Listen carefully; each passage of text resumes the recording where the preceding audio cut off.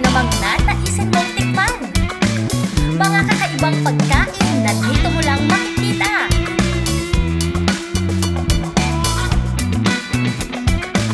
Tara na at makisuko dito lang sa Eat Lang ng Eat!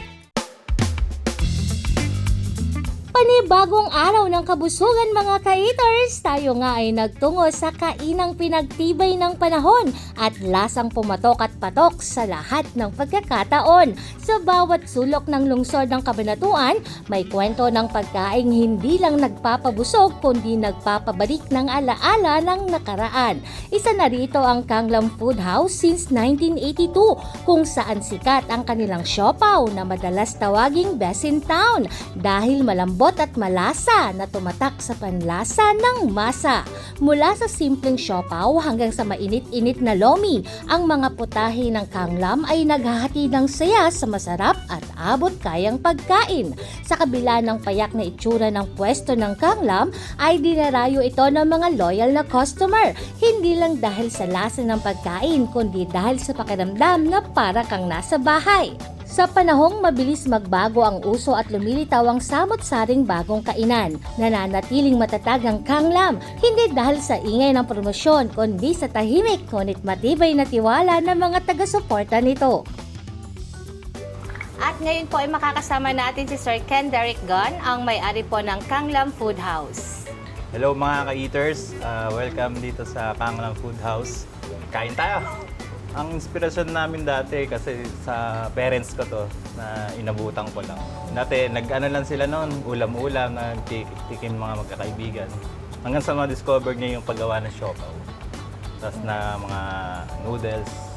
Mga araw kasi mga konti lang, mga FM lang yung ano namin dati, kasabayan. Until now, dito na kami.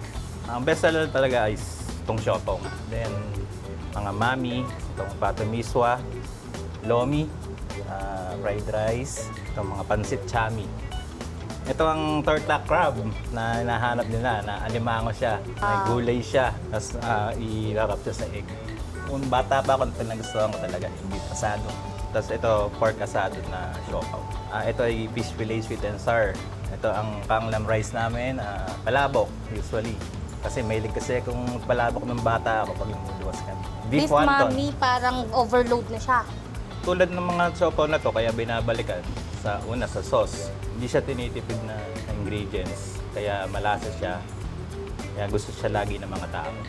Nakakarating pa nga sa ibang bansa to eh. Frozen, binibili nila. Tapos pinapadala sa Amerika. Ang sabi lang sa akin ng mga customer, basta yung siopaw mo, huwag mong babaguhin. Napakasarap. Pamakain sila sa ibang Chinese food. At pagmamalaki naman daw nila itong siopaw naman. Chiffon ba ang taba? Huy, hindi ibig kong sabihin kain na. Bago ko nga kagati ng siopaw, ay biniyak ko muna sa gitna para makita ang kaloob-looban. Tsaka ako nilagyan ng sauce na nakakatakam. Pagkatapos ay diretso sa aking mainhing bibig na kanina pa natatakam.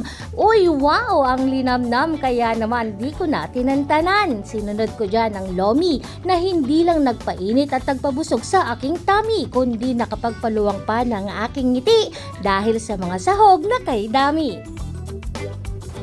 Pasel kayo rito sa Kanglam Food House, gawin ng bagong palengke ng Kapitan Pepe Subdivision, St. Francis Street, sa likod ng Barracks Bar dyan sa kanto. Ang number namin sa landline is 940-3622. Meron din kaming Kanglam Food House na page sa Facebook. Kung ikaw ay mahilig sa Chinese comfort food, lalo na ang siopaw at noodle soup, maiging bisitahin ng Kanglam Food House sa Kapitan Pepe.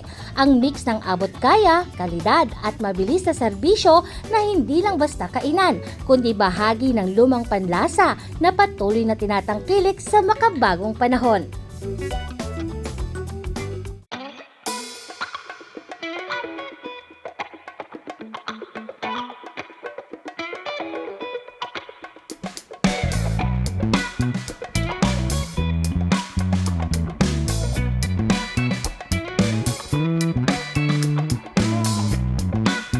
Ang programang ito ay hatid sa inyo ng Provincial Government of Nueva Ecija sa ilalim ng pamumuno ni Governor Aurelio Umali sa pakikipagtulungan ng Provincial Tourism Office. Para sa mga karagdagang katanungan, maaaring kontakin ang 0991-432-1657 o 0953-175-1348 at maaari ding bisitahin ang aming Facebook page na Nueva Ecija TV48